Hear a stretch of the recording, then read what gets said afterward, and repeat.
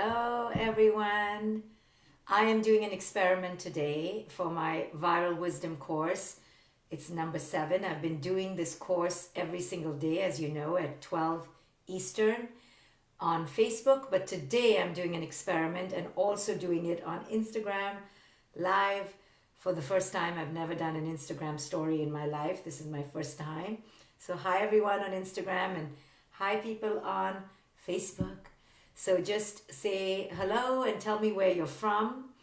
And can you believe this is my first Instagram story, live, whatever? I've never done anything on Instagram. So sorry, and thank you for the patience while I just get both these screens going. So for the Instagram people, I do this on Facebook Live, and I will be doing it via story, which will stay up for 24 hours. But if you want to catch this every single day, then come on Facebook or catch the story at noon Eastern every day, or sign up for my newsletter. So how are people doing? Let me know where you're from. I never really stop to ask you, but today I'm going to spend a few moments to just ask you where you're from and how you're doing. So just check in.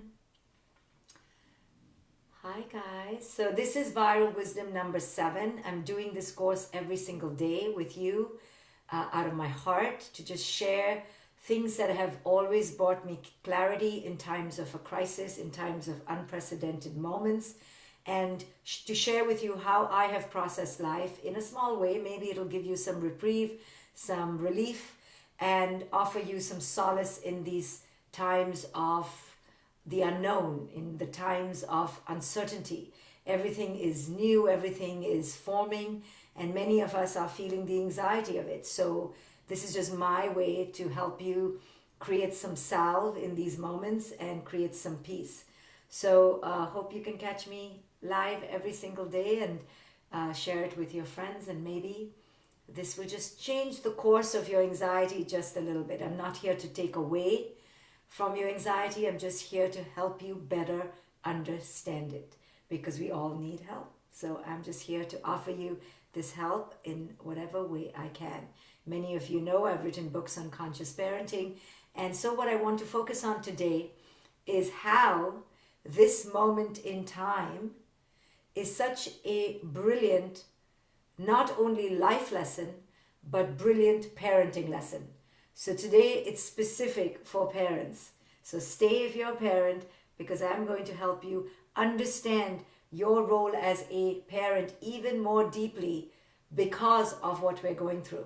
So stay with me, especially if you're a parent. It'll take a little time, because hard concepts, life concepts, take time, right? Nothing happens in a jiffy, and we're getting so used to instant gratification, and we're getting so used to sound bites. Everyone wants a video that's 1 minute long, but that is not the way life progresses. Life progresses slowly, and this crisis is here to show us that things take time. And it's hard for us to sit still, isn't it? It's hard for us to not be instantly gratified, to not have instant answers.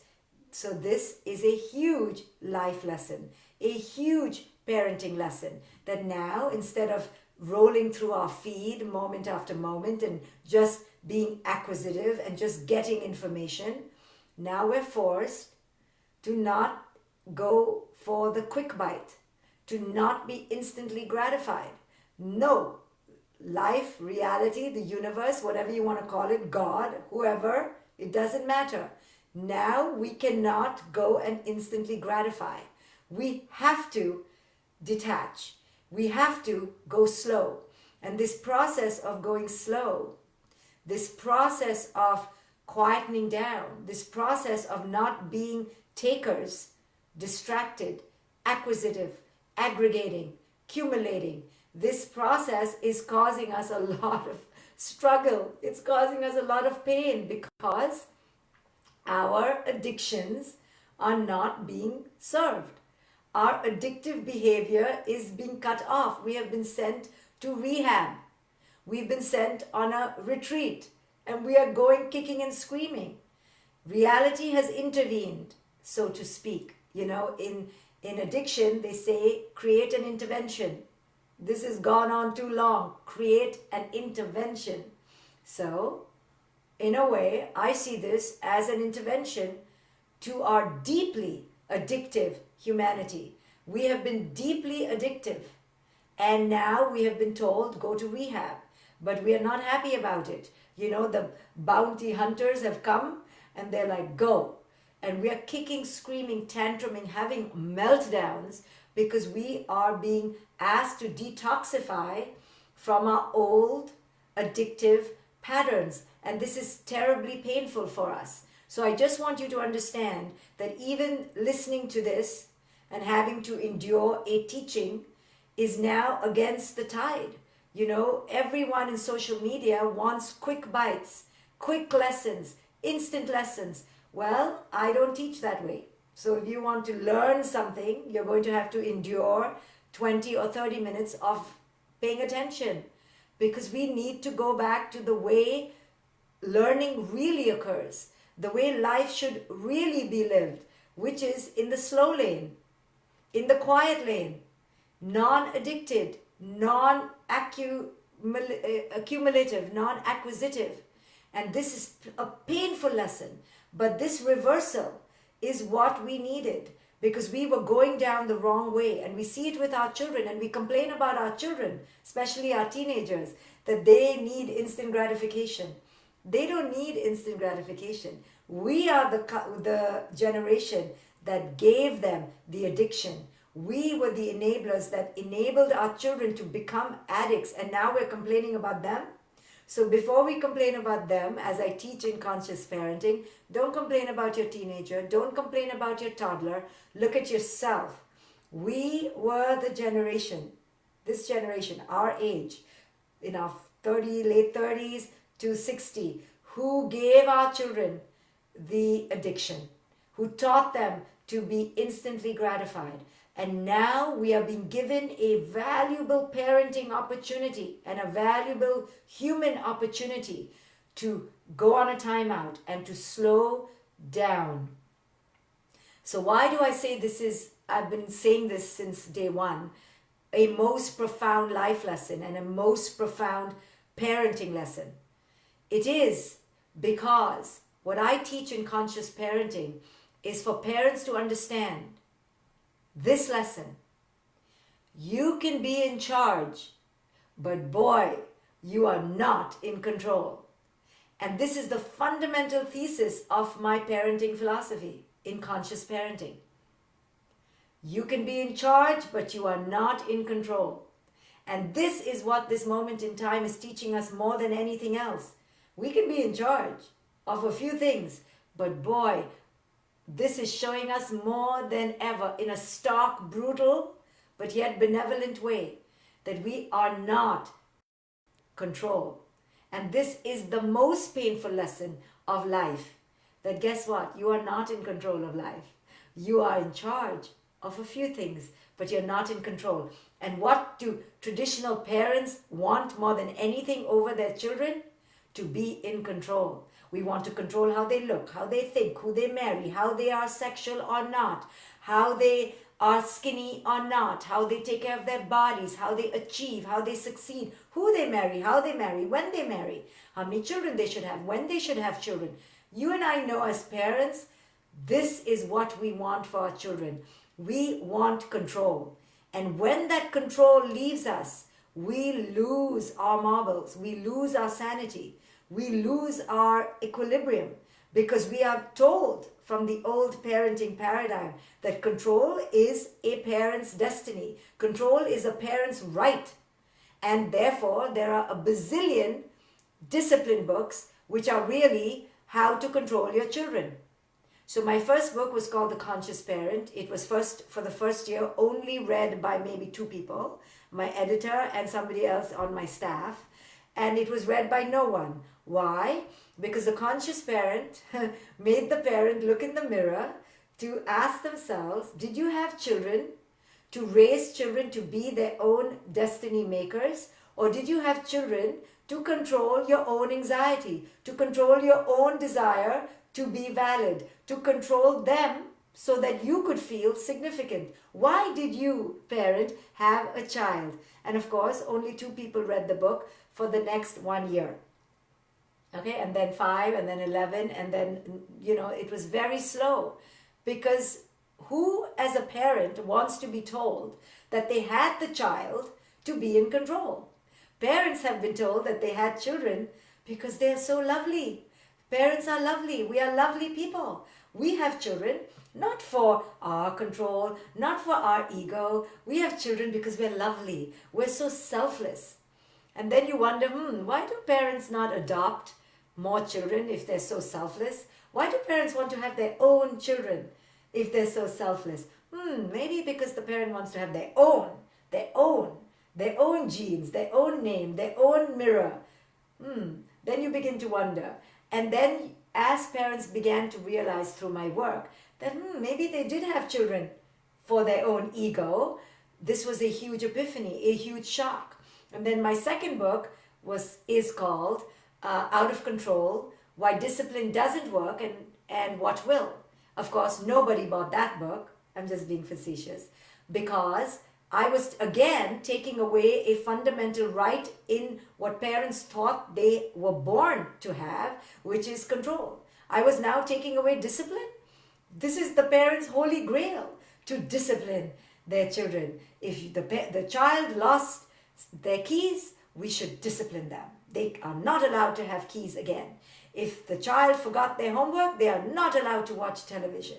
Oh my goodness, this is what we parents live for. Some control over someone else.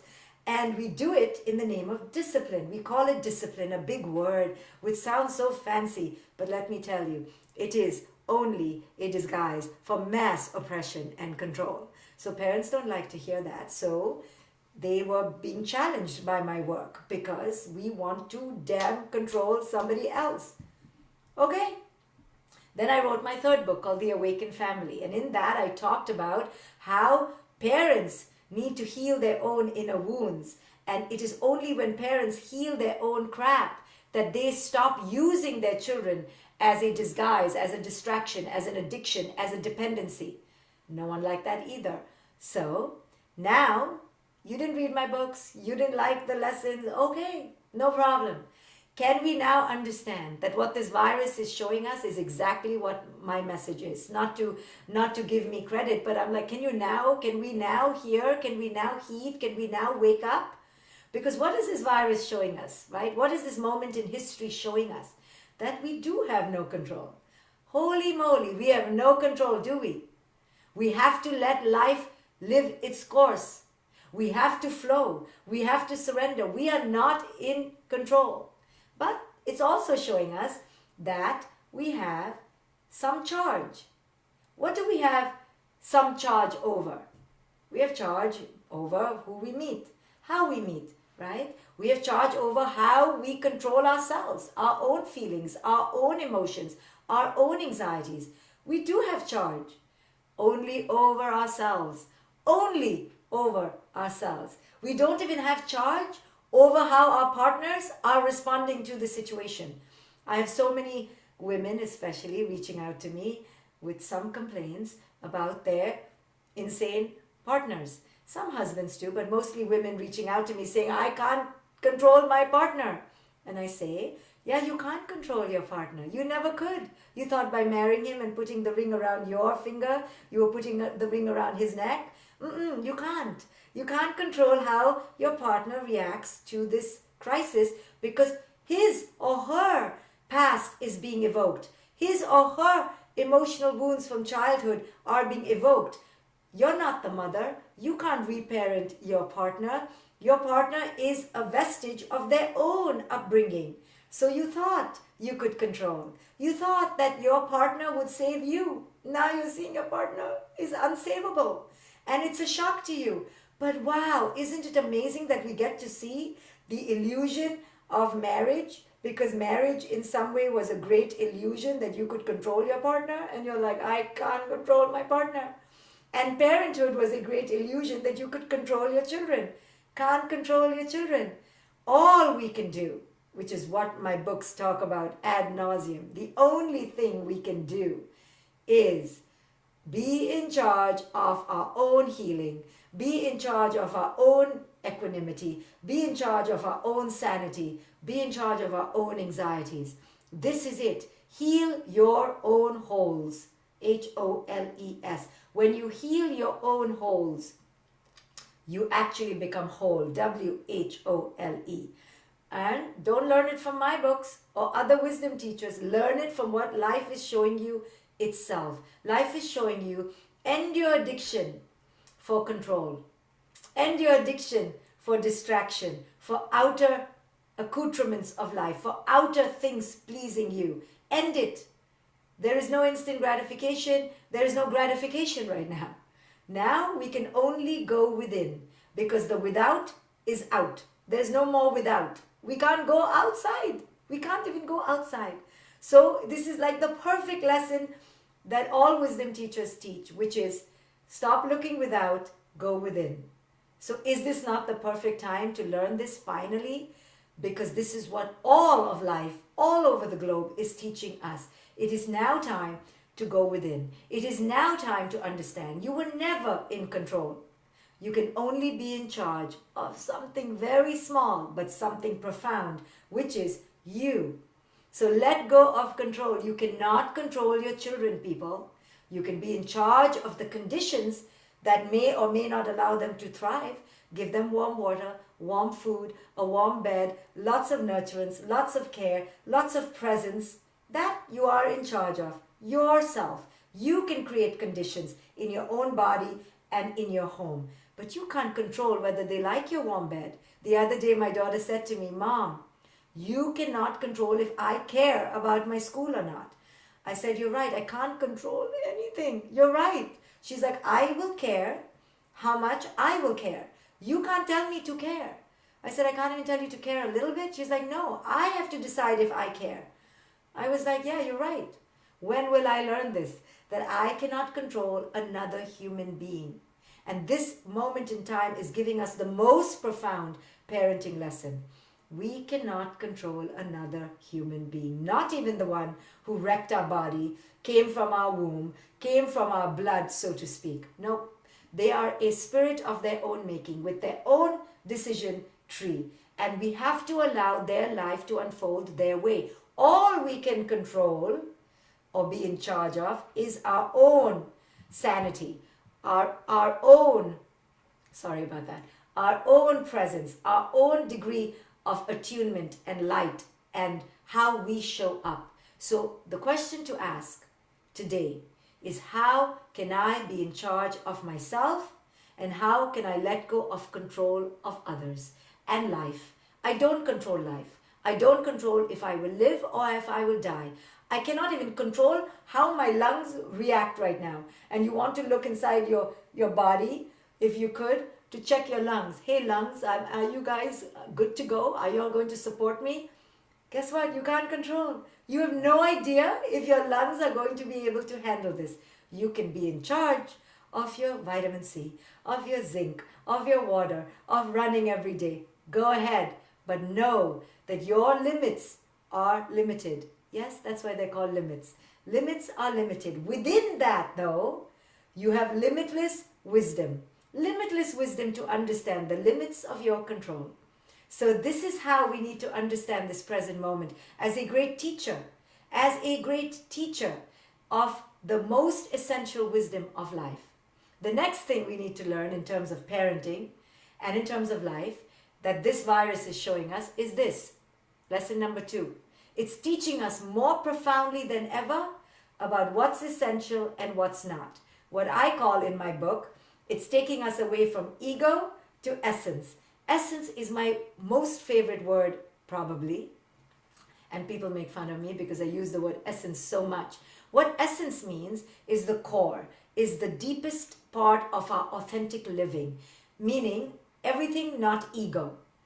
In all my work, you will see me saying ego to essence, ego to essence. What that means is that all of us have been playing a role of the achiever, a role of the rich one, a role of the pretty one, role of wife, husband, parent.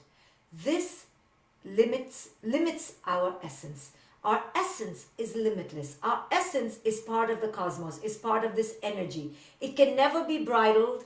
It can never be contained. It can never be prescribed. It can never be put in a bottle. It is boundless as the ocean, as the sky, as the energy in the atmosphere and cosmos, and the galaxies and beyond. Our ego limits us. I am a wife. Really? Is that what you want to be in life? A wife? I am a parent. I always tell parents, why don't you not be a parent today?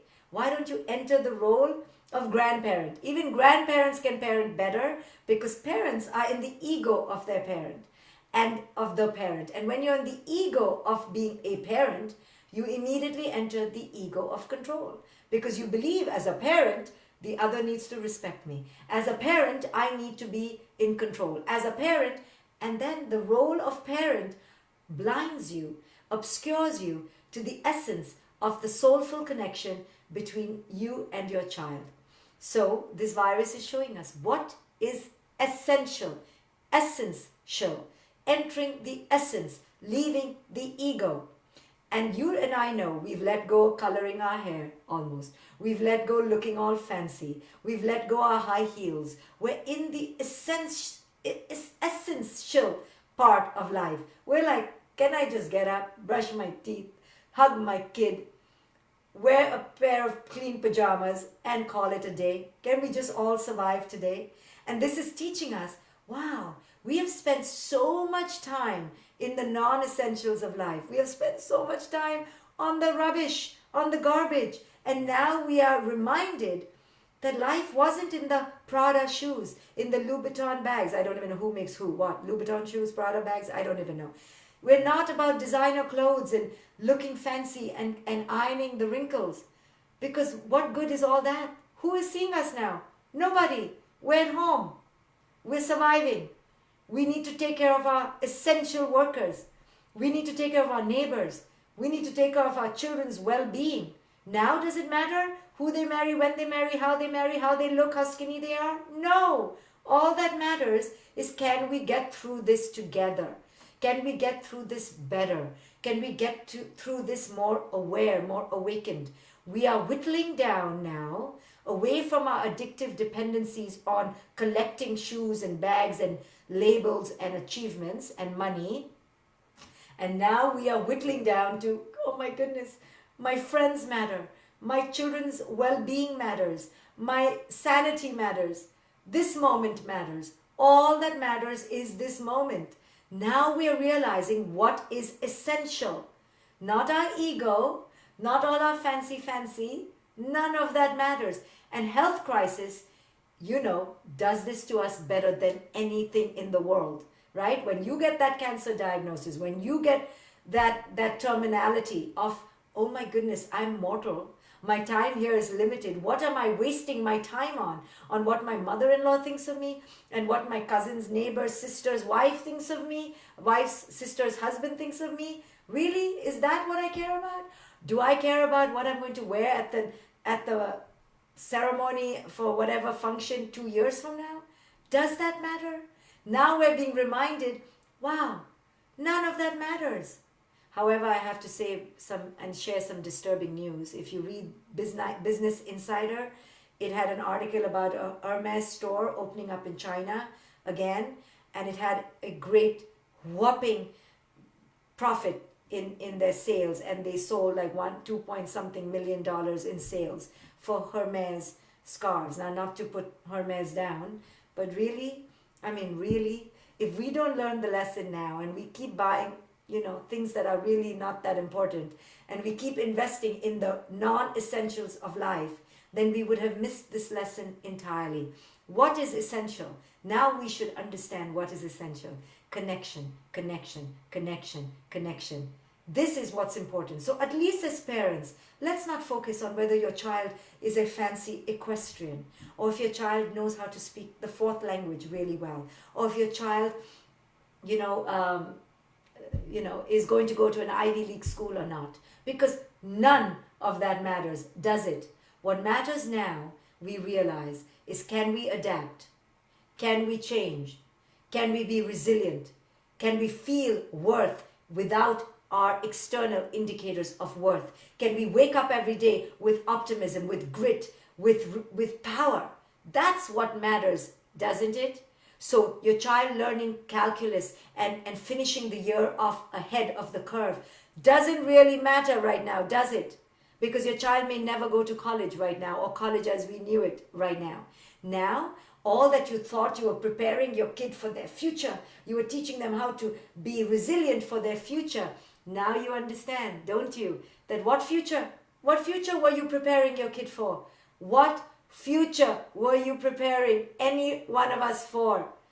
Guess what? That future that you thought your kid needed to get this kind of education for, that future may never be in fruition. That future may never come to be. So it's a whole other future. Now maybe we need to teach our kids to be quiet, to be internal, to be in solitude. Instead of learning all that calculus and trigonometry, maybe we should have been teaching them meditation and silence and peace and inner harmony, because that's what's going to get us through this crisis. That wherewithal. You know that the next crisis after this health crisis is the economic crisis. And you know to withstand the economic crisis is going to take great power of our mind, that we can be powerful without our attachment to our livelihoods, to our bank accounts, to our paychecks. That is going to take tremendous power. The next crisis is the economic crisis, followed closely by the mental health crisis. It's all a mental game at the end of the day. All of this is all about emotional resilience. And if we can't see this more clearly now than ever, then we are missing life entirely. It doesn't matter if your partner is so good looking anymore. Is it? Does it? It doesn't matter. It just matters, can your partner cope? It doesn't matter if your kid was getting A grades now. Does it? It just matters if your kid can cope. What matters now is how we show up. It's always been the only thing that matters. And I have gone blue trying to tell people what really matters. What matters is our inner connection. I've said this from day one. Inner connection, the essence of who you are. Now you realize how much time you wasted on the bullshit of life. You wasted all these years caring about your mother-in-law, your father-in-law, your cousin's sister's opinion, your friend's opinion. Guess what? Who's at home with you now? No one. Just you and you and you and a few housemates you call your family. Hopefully you like them. But really what matters now is you and who you are and your face in the mirror and what you see there. Now it doesn't matter how big your boobs are, how bubbly your butt is. Doesn't matter. No one's looking at your butt anymore. No one. So what matters now is your relationship with yourself, no? This is what matters. And what matters is whether you like your kid. Deeply, truly like your kid without any extra. Now your kid can't get you gold medals. Your kid can't get you the certificate. Your kid can't get you the trophy. Now all the kids, Ivy League or community college, are getting pass-fail. And you're like, damn it, your kid passed? Your kid's not as smart as my kid. But the dumb kid's parent is like, my kid passed, just like your kid. So all I'm saying, there's no dumb kid, but you know what I mean. We're like, but my kid is so smart. My kid is an A+ student. How is my kid getting pass-fail grades? Doesn't matter, because this virus is a fabulous equalizer. Now it's showing us, we don't care about your grades. We don't care about your butt. We don't care about how fancy your Botox perfect face is. Doesn't matter. All of you sit at home and now deal with yourself without any external gratification. You can't even take, how many selfies can you take at home? No showing off at the Grand Canyon, no showing off at the bar, no showing off in the slinky dress, because you're going to look like a total fool if you're in your slinky dress and made up face. Now you're going to be embarrassed. You're like, I just have to look like regular, normal. That's why no one's taking any selfies. No pictures anymore. No external gratification. No external addictions. Now you realize what really matters. What matters, my loves? Only thing that matters is how you can stand you. Because you're spending a lot of time in your own company. And you're like, I don't like me anymore. I don't like me much. I don't know if I like my housemates much. So now you get to see all your past choices are hitting you in the face. Now you get to see, you know what, I should have learned how to control my addiction to food, because now I'm eating the fridge out and there's nothing on the grocery store shelves, and now I'm hungry all the time. I should have paid attention to whether I liked my own inner worth, whether I liked my own sense of who I am. I should have paid attention to that. I should have learned to meditate, because now I'm going out of my damn mind, right? So we're being taught these things. We're taught these things by this unprecedented historical moment in time. But the question is not whether we're being taught, because we've always been taught. Our children were always here to teach us. Wisdom teachers were always there knocking on your door. The question is not whether we're being taught. The question is whether we can finally learn the lessons of life itself. Can we finally learn our mortality? Can we finally learn that we are dust to dust? Can we finally learn we are a speck on a speck on a speck on a speck on a speck of a grain of sand? Can we finally learn our big egos don't matter? The virus doesn't care how pretty you are. The virus doesn't care how good you are. The virus doesn't give a damn that you gave philanthropic $10,000 last year or two. The virus doesn't care, because the virus is here to show us that at the end of the day, we are simply dust to dust to dust. We, at the end of the day, all this fancy schmancy, is all our ego. All that matters is that in this moment in time, can we survive? In this moment in time, can we get through this with emotional resilience? So all that you were preparing your children for, drop it. Drop it. This virus is showing us that there is no future. That all that you clung to in the past isn't here anymore. But most importantly, all your thinking, doing, producing, performing, acting, aggregating, accumulating was for the future. There is no future. There never was a future. There never was. And this is the most profound lesson, because we didn't raise our children right, people. We raised our children for the future. Everything we did almost, except for a few strolls and for a few breaths, most of what we did, and I speak symbolically, yes, so don't take me literally. Symbolically, everything we did for our children was for the future. This virus is teaching us the most profound lesson in life and parenting. There is no future. Whatever you were planning for was in your head, was an illusion. So even now, as a parent and a human, you know that you're sitting here thinking what will happen tomorrow. You know you're thinking it. I caught myself thinking it. When she goes to college in 2021, then I live for that, yes? For the freedom of travel. And I'll go here and I'll go there and I'll go teach in China. And I'm like, you little fool, have you not learned to have not one thought wasted on what is a complete and utter rendition of your delusion, complete and utter illusion that there is no future? Even now, parents are like, what will happen to my kid tomorrow? When will schools open tomorrow? Should they do the SAT? Should they What jobs will my child have tomorrow? Any such thoughts are a conduit for anxiety. Any such thoughts are actually a reflection of delusion, psychopathy, hallucination, grandeur, stupidity, ignorance, foolishness. Yes? No more thoughts of the future. Let this virus show you all that planning that you were doing, all that cogitating, all that justification. I'm only crazy, my child. I'm only yelling at you right now because I care about your future. Now the children are like, Just the other day, I told my daughter to register for the SAT in June. She told me, Mom, don't waste your money. There is going to be no SAT. Mom said, but what if? What if? Right? Because we parents live in the what if. So I told my 17-year-old daughter, don't worry, it's my money. What if you don't get room? Please register. Then I yelled at her, did you register? Did you register? And then I screamed at her, you haven't registered? She said, Mom, there will be no SAT. I said, no, just in case, please, you don't understand. The world is a competitive world and everybody will have registered and then you'll miss out. She said, Mom, there is not going to be any SAT.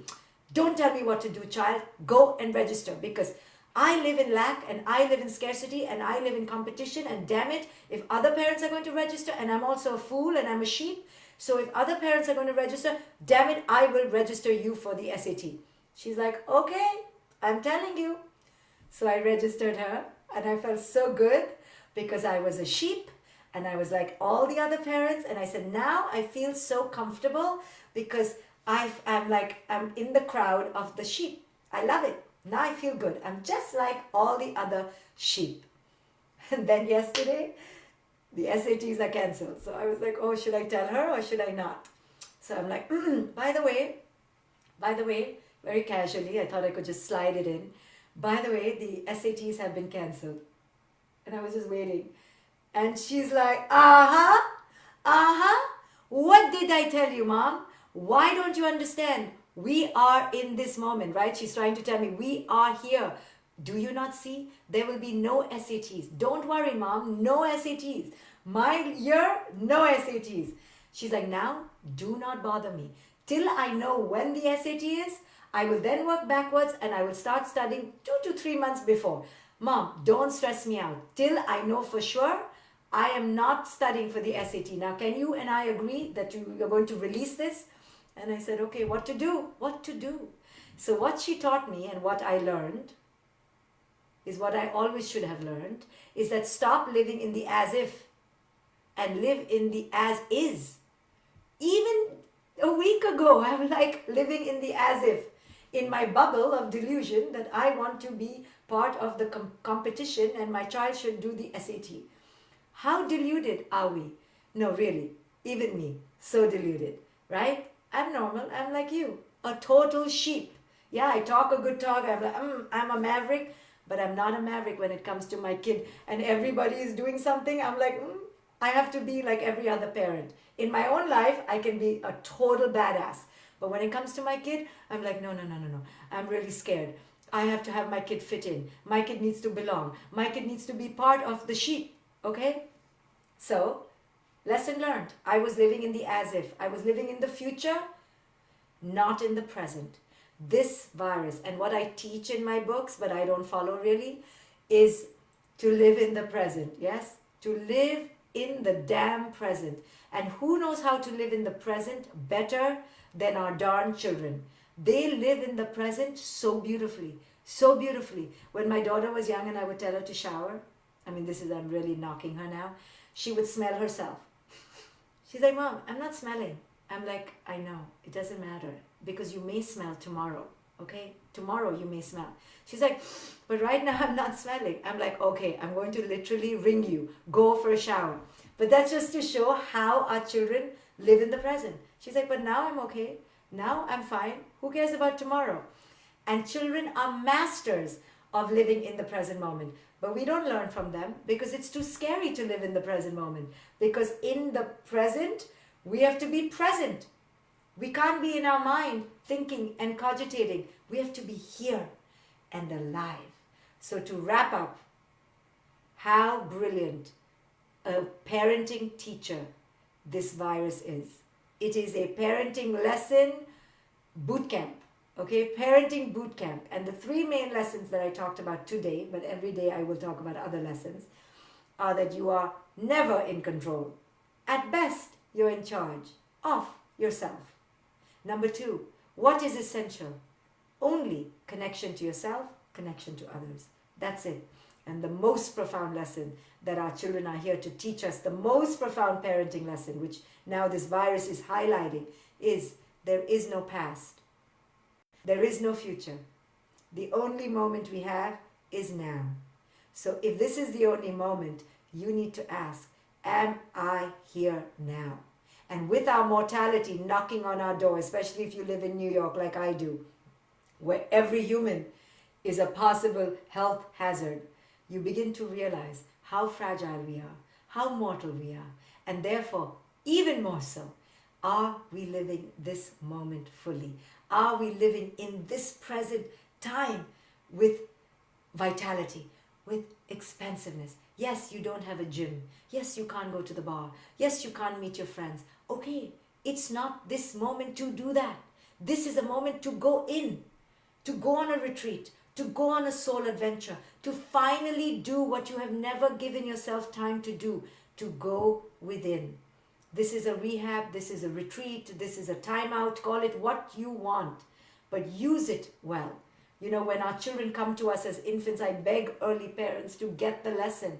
Get the lesson that only infancy can teach the parent, which is to go within, to slow down, to let go, to stop talking, to stop being in your mind. Just be present.